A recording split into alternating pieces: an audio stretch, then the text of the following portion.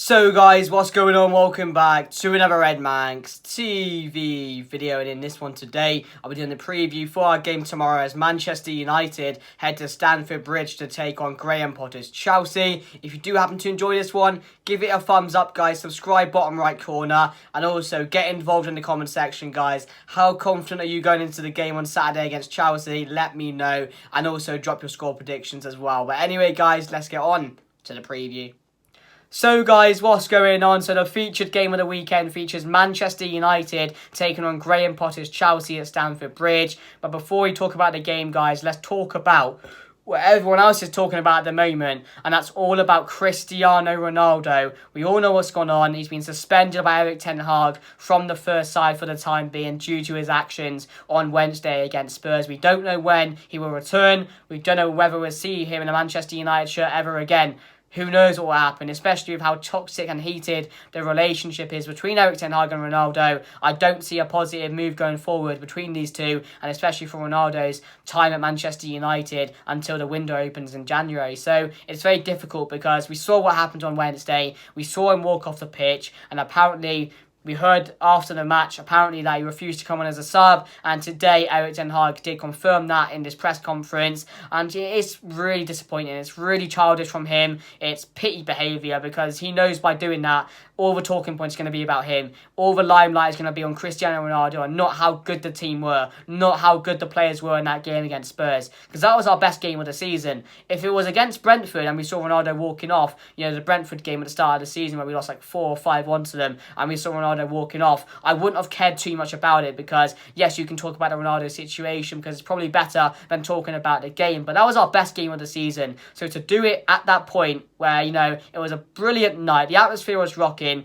we're beating Spurs 2-0 and he walks down the pitch, disrespecting the manager, disrespecting the club and disrespecting the players on the pitch. Your teammates, you have just played the game of their season. Why wouldn't you want to be a part of that? But no, he wants to make it about himself and he turned it into the Ronaldo show. And I think it's just better now for the whole team just to have Ronaldo out for a couple of games. I don't know how long he will be. As I said, we don't know when he will see him back. But I think with him being out of the squad now, training on his own, it will make him realise that with this manager in charge, you won't get away with it. Your actions will have consequences. And Eric Ten Hag, for me, did a really good job in handling the situation because he could have been like, shit, it's Cristiano Ronaldo. How am I going to deal with this situation? No, he looked at that, he saw what happened, he analysed the situation, and he's not going to let it happen. He's not going to take the shit. He's a no-nonsense manager, and anything like that is going to have consequences. So I was happy with how Ten Hag dealt with the situation. But yeah, let me know what you guys think, guys. I was going to talk about it in my Spurs reaction video, but I didn't want to take anything away from the players, and I was able to talk positively for 10 minutes straight,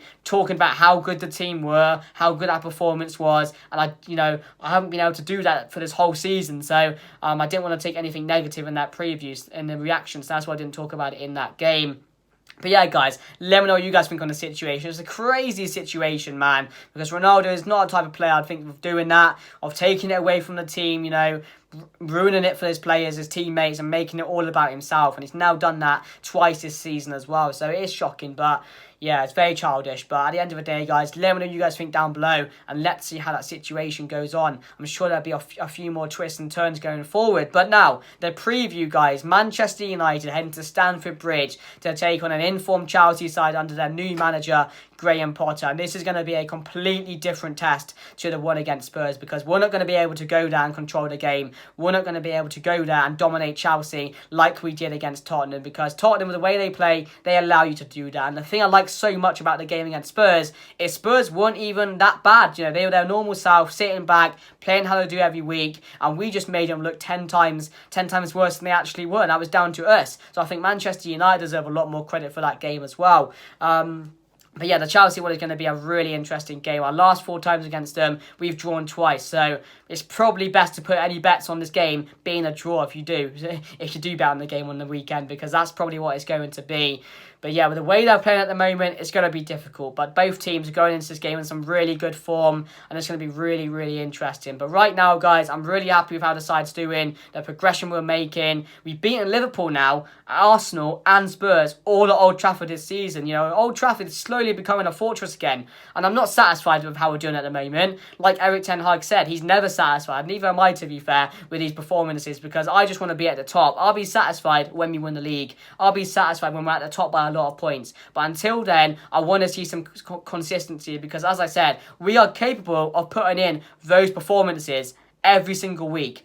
But we're also capable of performing how we did against Ammonia in those 2 games, being a bit lackluster, not taking it as serious as we should have taken it. So it's just about building that consistency. And with Ten Hag, we know what type of manager he is. He trusts his players. He believes in his players. And by doing that, you get the best out of them, because then they think, Jesus, you know, I got to impress this manager. He thinks I'm that. He thinks I'm that really good player I am. So we got to go out there and put in a performance for him, because he's the one that trusts us to do that. So that's what I'm liking at the moment. The confidence is there. The defence is keeping clean sheets. With Casemiro in that midfield, we're performing really, really well. And as I said, you know, the attack is not clicking at the moment. With Rashford, I mean, it's tricky with Rashford, because for me, with Marcus Rashford, if he learned to shoot and not just blast it at the keeper, he would probably have a lot more goals than he does. He'd probably be up there for the Golden Boot, because he does that so much.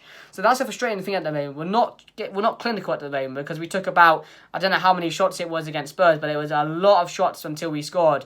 So, I mean, that's the edge we're in at the moment. But yeah, guys, I will put my team on the screen now. Guys, what's going on? So, my team going into the game against Chelsea tomorrow night. So, I've gone David De Gea in there. Left-hand side, I've kept Luke Shaw. He's been really, really good over the last couple of weeks or so, and deserves to keep his spot right now ahead of Malacia. Right-hand side, Diego Dallo. And, of course, the 2 best centre-backs in the league at the moment, Martinez and Varane. In the middle, of course, I've kept the same midfield as well with Fred and Casemiro. I really think Fred provided so much in the game against Spurs on Wednesday. The pressing was there, the energy was there, and that was really important to, you know, breaking down Spurs and getting them to crumble, and that's exactly what happened. So I think him alongside Casemiro, we know how good Casemiro has been recently as well, so I think those two will be a good combo to stick with for the game against Chelsea. Of course, Sancho on the left, which I think needs some improvement. Scored against them last season. That was pretty mental limbs, to be fair, when we went on, scored and equalised, and of course the game ended 1-1 in the end. So there's always a draw between these two sides, but I think Sancho needs to improve quickly, and hopefully we do see that from him, because we know how good he can be. But I have gone with Antony, as I said in my preview for the last Spurs game. Antony's really thriving at the moment. He's looking dangerous. He's just bringing so much for this United attack. And as I said, we needed to bring someone in the transfer window who can just add a different type of energy to this attack, a different type of buzz. And that's exactly what Antony is doing at the moment for me. So I'm really happy with him. Bruno, for me, against Spurs, as I said, really, really happy with Bruno against Spurs. But can he keep it consistent? Can he keep his performances consistent now to get back to the Bruno we all love and we all know he can get to, or back to, hopefully. So, I'm keeping it with Bruno, and up top, Marcus Rashford for me. He's been really good recently, to be fair. I don't think he's as good in the number 9 spot. I prefer him playing on the left for me personally. I think we get more out of him. But with Ronaldo and the situation with him at the moment, Rashford is more likely to start up front and a number 9 on Saturday, so he will be in the squad as well. Which I think if he can find the net a couple of times and practice his shooting for a bit, he may be scoring some goals on Saturday, so hopefully he does. But yeah, guys, that's my team going into the game. Let me know what you guys think down below. Let's get back to the preview. So guys, my team going into the game against Chelsea on Saturday. Let me know what you guys think down below, and also let me know your lineups for the game as well. I'll be really interested to see what you guys think we should do for the game against Chelsea on Saturday, because for me personally, the 11 players out there on Wednesday produced the best performance we've seen from Manchester United in a very, very long time. So I think it'd be very unfair to drop any of them for this game against Chelsea, especially because it's a similar game to Spurs. You're coming up against a very high level team who are going to be very tough to break down and play against. So for me, I would keep the same side, because that team there should be full of confidence now, considering how good they were